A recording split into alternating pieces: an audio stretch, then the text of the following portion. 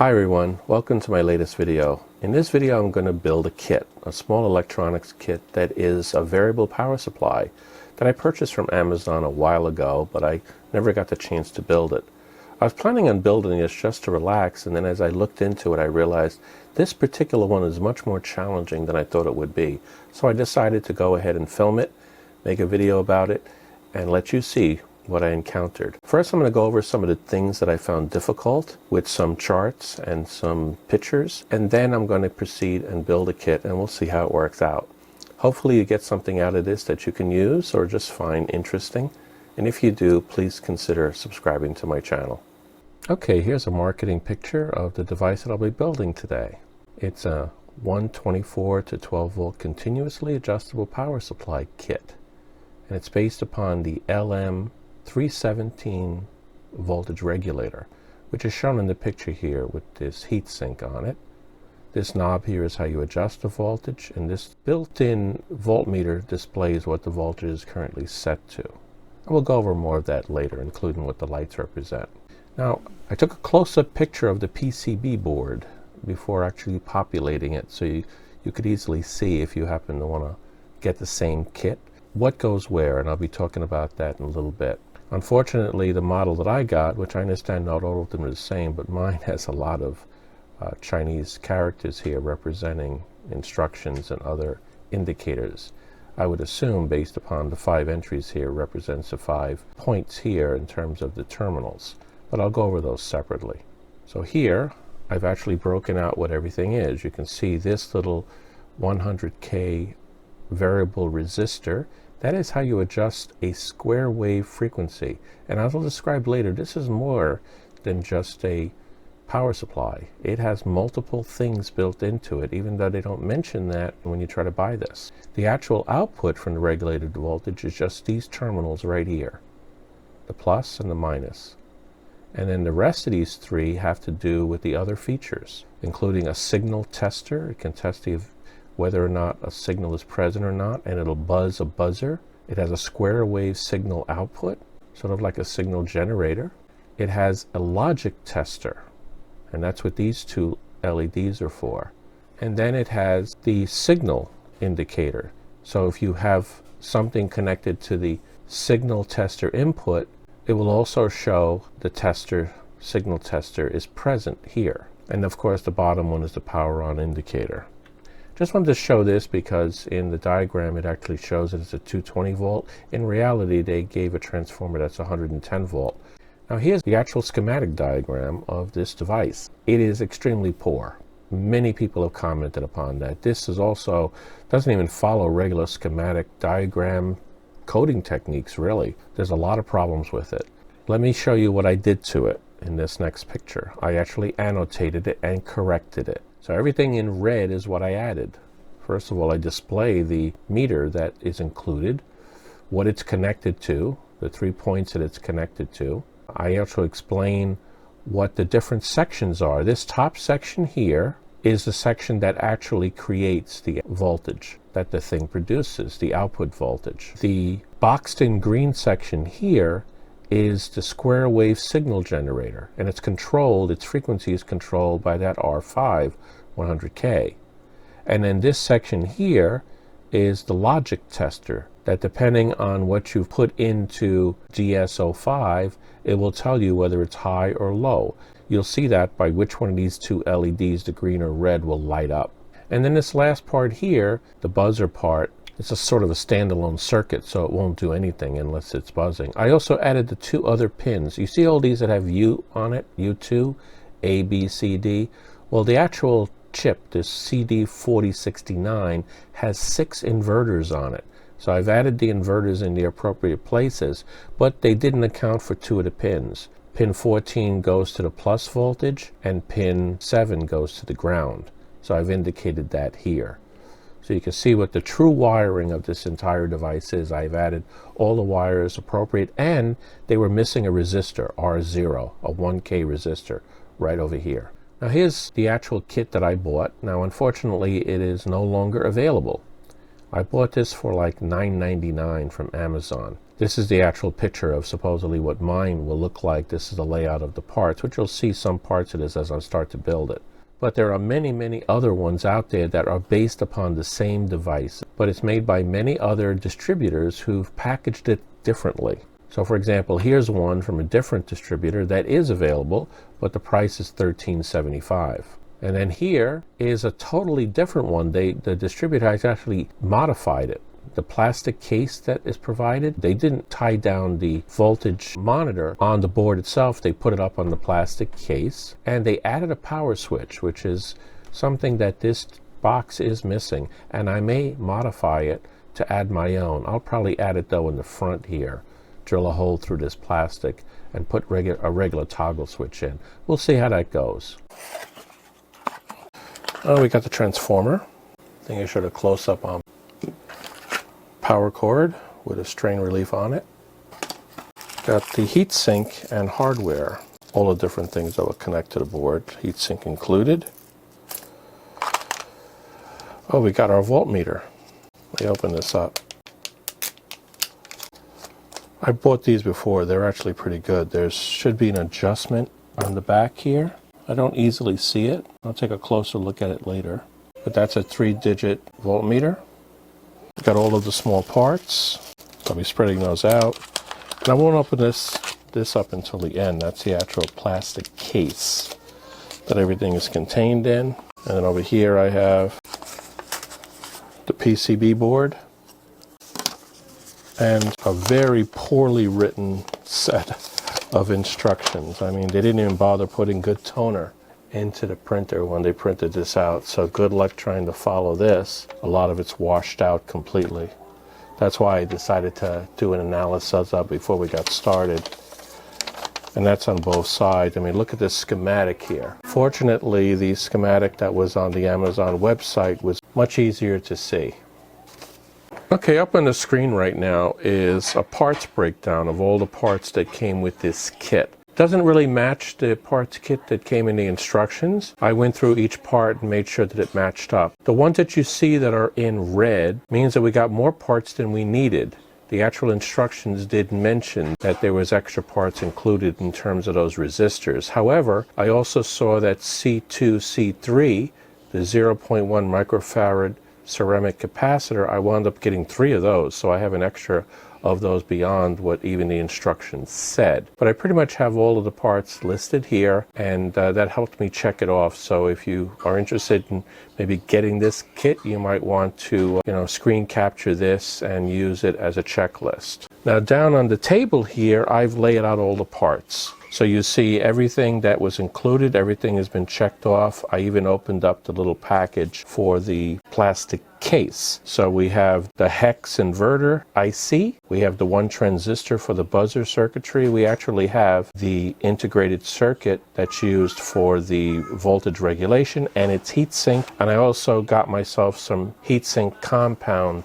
We got the internal voltmeter that came with it, the transformer, the variable resistor used for the square wave frequency, the 2 terminal blocks, the buzzer itself, the larger capacitors, the ones that are 680 microfarads, they're filtering the incoming voltage after they've been rectified by these 4 rectifiers, which represents a regular bridge type rectification circuit. We've also got the 2 smaller capacitors, the 10 microfarad capacitors, and then we have the actual small capacitors, which are the 0.1 microfarads I just mentioned.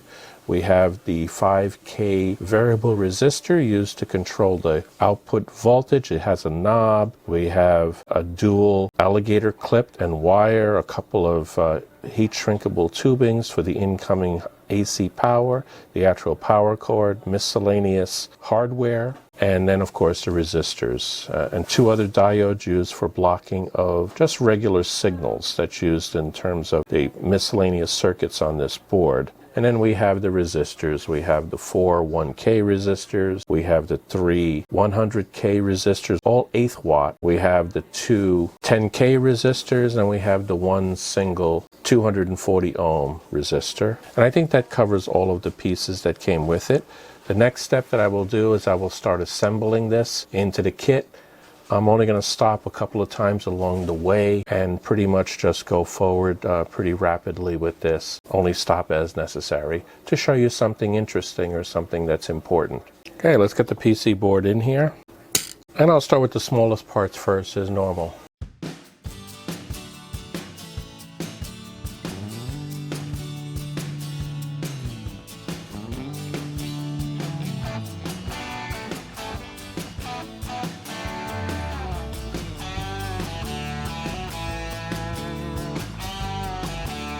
IN 4148 diodes, the signal diodes.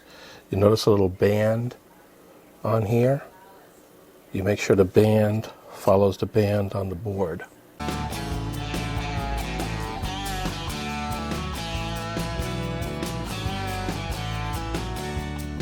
I'll put these diodes in. They also have the band here as well.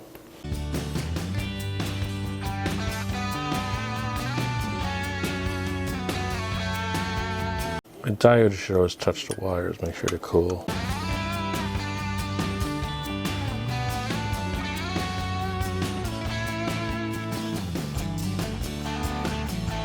I put this transistor in here. Make sure that the right EBC, although this one doesn't really say it, I had to go and look it up to make sure it matches the template that's allowed here. So it's going to go in this way. We had the flat side and the flat side. And when I checked it before, it looked good, so I'm going to put these in here. You wait a minute with transistors. Blow it. Make sure it's cool. Not cool yet.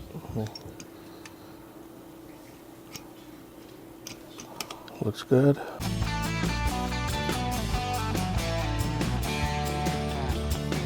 Now if you look very carefully, you see a flat side to this. Make sure the flat side matches that.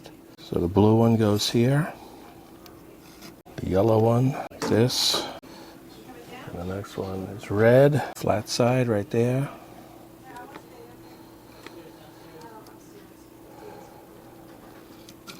And finally the green one, flat side right there.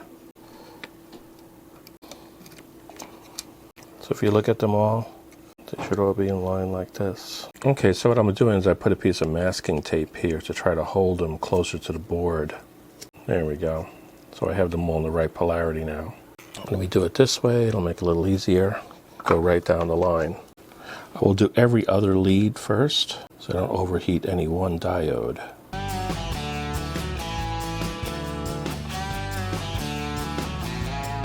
Now I'll do these electrolytics here, the 10. The negative side is the shaded side. And the same thing on the board here. You have the shaded side. So you put the negative shade.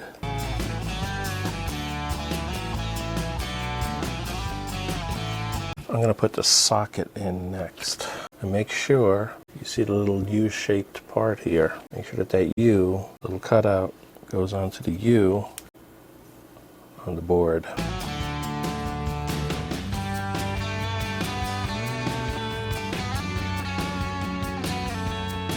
We put the chip in after it's all done. What's next?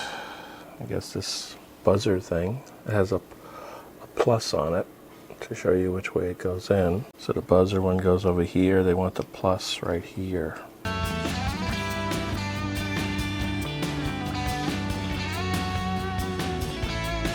Looks like this goes next. I'll put this in first. That way the transistor, I can put it in place a little bit better. So let me get this on the board first.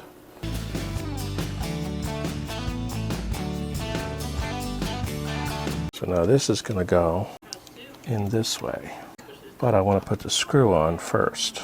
So let me get a screw that goes in there. A nut, looks like a screw and a nut. Okay, so the first thing I'll do is I'll put some heatsink compound on it.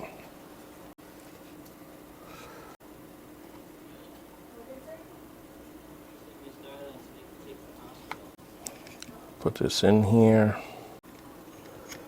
Put the screw through. There's no nut required after all, okay.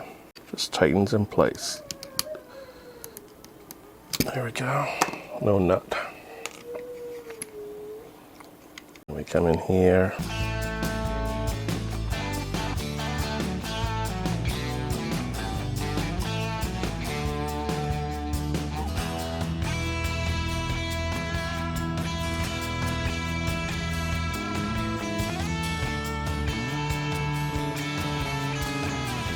I assume the white is the signal, and then the plus and minus are black and red.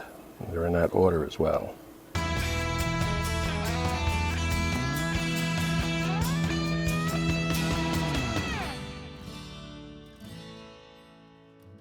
Go like that, but there's spacers here. There's special screws and spacers. See these little spacers. Those are going to go in between.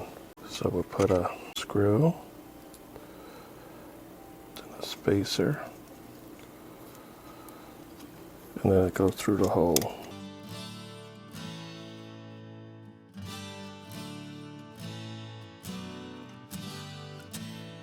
The last soldered component is the rheostat. This is going to go this.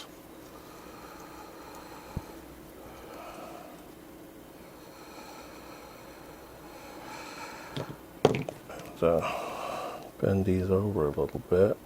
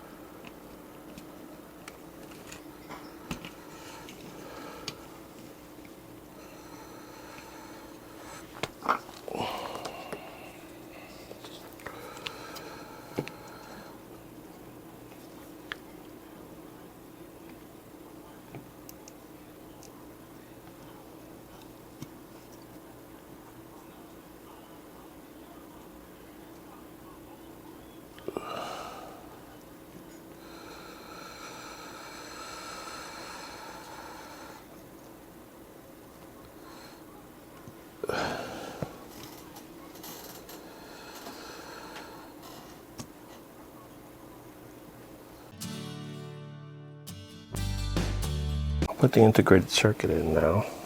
Make sure that the little U follows properly. Make sure that the pins are bent. You got to sort of push on one end until it goes over a little bit, and then push on the other end, and the thing should snap right in. There we go. You hear it snap when it's done. I think the last thing that has to go on are these two wires from the transformer, the blue ones, as I can tell by the instructions, what little they are and the pictures. So I will double check that too. Let me turn off the soldering iron for now. Okay, now it's time to actually wire the last thing to the printed circuit board, which is the transformer. Now, according to the picture, not so much the diagram that's on here. Maybe it says it in Chinese, I just can't read it. The picture indicates that it is the red that goes to the high voltage, and that the blue goes to the low voltage. Those two little holes right here in the circuit board. Now, there's a way to test this though. I got my ammeter, I have it on ohms. So what I'll do is I'll check the ohmage of each of the windings. Now, if you understand how a transformer is wired, the side that's going to have the more turns is the higher voltage side, because this is meant to be a step down. And then there's less turns on the side of the lower voltage. So for us, I'll check what the ohms are on the high voltage, what I believe is the high voltage side. We're just verifying that. So according to this, we have 0.859 k ohms, which is 859 ohms. 858, 859, somewhere in that ballpark. What does the other side show? The other side shows only 14.7 ohms. So that sort of verifies. The blue side is the low voltage side. So I'm going to connect that up. And the way this is going to sit inside the case, this is going to be right next to it, like this. Now, I don't want to make the wires too short, but I don't want them too long either. So I'm going to sort of split the difference. I'm going to cut them about halfway. It doesn't matter polarity, this is AC.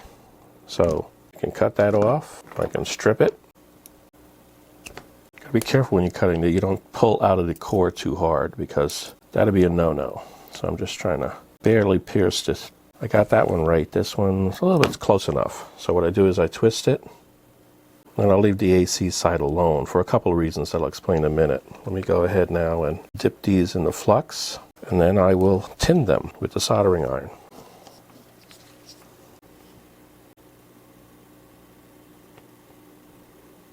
Then on the board itself, I won't put it back in the jig. It's got enough to rest on between these large components. I will then put these two blue wires in. Let me get it so that it's in the right order like this, upside down. There's one. So now both wires are there, and I will solder them in place. That should be it. There we go, that should do it. So that way it'll go in just like this. Now for the AC, they do recommend that it goes through the case first. So I'm going to have to take one piece of the case that is for that side where the wires are going to come in from the power cord. So these wires are going to come in, and I want to connect them. And again, I'm going to leave those. Let me just make sure they're tinned properly.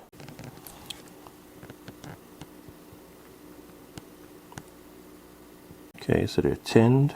Now, which side is this going to come on? It's one of the two side ones that's going to have the power cord restraint coming in on. Let me see the picture here. It's got to be this one here, because it's the only one that has a single little cutout here. So that's going to come in through that little hole there, and looks like it's going to go that way actually. So it's going to come in there. It's going to go through here like this, and then that's going to sort of lock in place on that.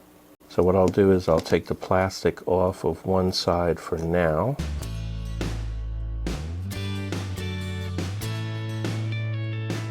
I'm looking at the picture, so it looks like this is the top. So with that, the top, that means that, well, I can do it either way. It looks like the hole is actually coming in the other side. Yep, according to one of the other pictures I have, that's the way it's going to go. So I will push this through from this side. I think this was meant for a much larger hole than came onto this, but that's the only hole I got right now, so I'll just live with it. Now connect this up. That's where the heat shrinkable tubing goes. What you do with the heat shrinkable tubing, you put that on the wire first. AC, it doesn't matter what the polarity is. They both are the same. Put that on there, and then I just pick a wire. Doesn't really matter. And I'm going to do the twist.